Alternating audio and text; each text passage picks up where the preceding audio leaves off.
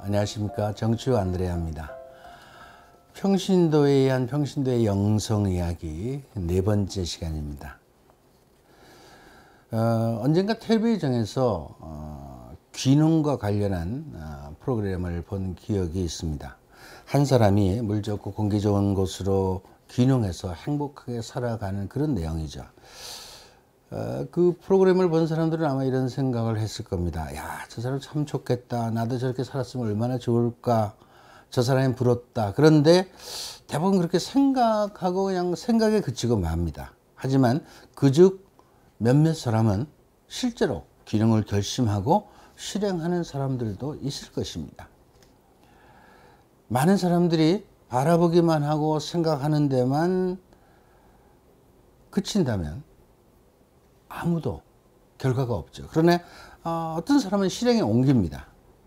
신앙생활에서도 실행에 옮기는 결단이 필요합니다. 생각만 하고 있다면 행복한 삶은 우리에게 오지 않습니다. 우리 평신도는 하나님께서 많은 사람들 가운데 뽑은 사람들입니다. 뽑아서 세운 사람들입니다. 우리를 왜 뽑으셨을까요? 우리만 잘 살라고 뽑았을까요? 아닙니다. 뽑힌 사람들에게는 반드시 미션이 주어지는 거죠. 사명이 주어지는 거예요. 뽑힌 사람 각자에게 예외 없이 사명이 주어진다는 겁니다. 그렇다면 뽑힌 사람들에게 주어진 사명이 뭘까요?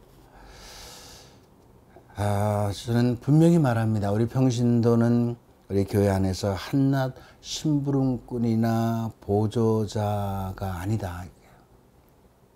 예수 그리스도께서 우리 인류 구원을 위해서 세상에 오시고 복음을 선포하시고 증거하셨듯이 그분의 권리와 의무와 사명을 그대로 우리가 부여받았다. 우리도 이 세상의 복음화를 위해서 힘써야 된다. 이게 우리에게 주어진 미션이라는 겁니다.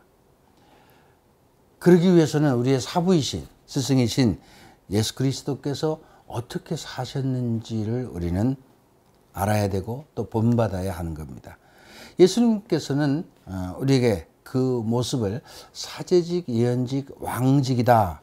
이런 내용을 통해서 우리에게 보여주셨는데, 그러면 예수 그리스도를 본받아 사제직, 예언직, 왕직을 수행하기 위해서 어떻게 해야 될까?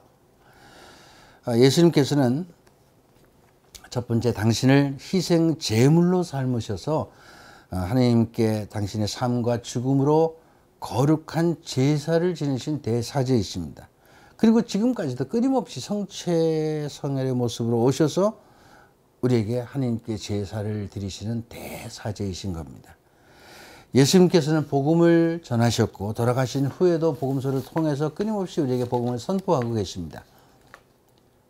또 예수님께서는 자비와 사랑을 베푸셔서 수많은 사람들에게 기적을 베푸셨고 끊임없이 자비를 베푸셨습니다. 또 지금까지도 끊임없이 자유와 사랑으로 우리를 이끌어 주시죠. 이것이 예수님께서 우리에게 보여주신 사제직, 예언직, 왕직의 삶입니다. 자, 그렇다면 우리 평신도들은 어떻게 사제직, 예언직, 왕직을 수행해야 될까?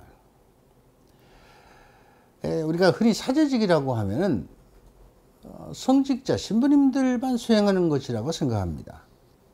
아닙니다. 우리 신자들에게도 사제직이라는 것이 있습니다. 분명히 있습니다. 우리 평신도들에게 주어진 사제직을 우리는 보편 사제직 혹은 일반적 사제직이라고 말을 합니다. 이것을 수행하기 위해서 신자들은 혼인성사를 받죠. 평신도의 사제직이란 뭐냐? 하느님께서 기뻐하시는 삶을 살면서 그 삶 자체를 하느님께 제물로 바쳐드리는 것을 말하는 것입니다. 하느님께서 기뻐하시도록 살면서 그 순간순간의 삶들을 제물로 바쳐드리는 것, 이것이 바로 보편사제직, 일반사제직입니다. 그럼 신부님들은 사제직이 뭐냐? 그건 직무적 사제직이라고 말합니다. 직무적 사제직. 신부님들은 이것을 하기 위해서 신품성사를 따로 받습니다.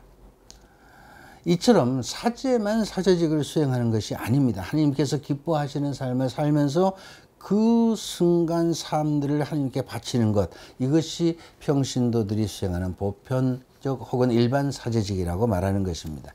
평신도라면 매 순간 그리고 어떤 상황에서든지 어떻게 하면 하나님께서 기뻐하실까 고민하고 살아야 합니다.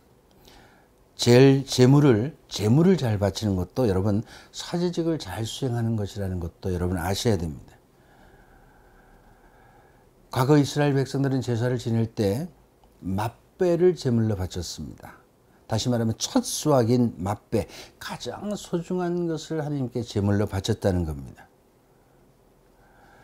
우리는 지금 이스라엘 백성들의 이런 마음으로 정성을 다해서 우리가 제물을 바치고 있는가? 한번 생각해 봐야 됩니다. 우리가 가지고 있는 많은 것들을 하나님께서 허락하시지 않으셨다면 우리는 얻을 수 없는 것들입니다. 정말 우리는 감사하는 마음으로 첫 수확인 맏배를 바쳐야 합니다. 성실하게 헌금도 교무금도 내야 됩니다. 이게 우리가 해야 될 사제직의 한 부분입니다. 우리 평신도가 사제직을 수행해야 한다는 사실을 이제 조금 이해하셨을 것입니다.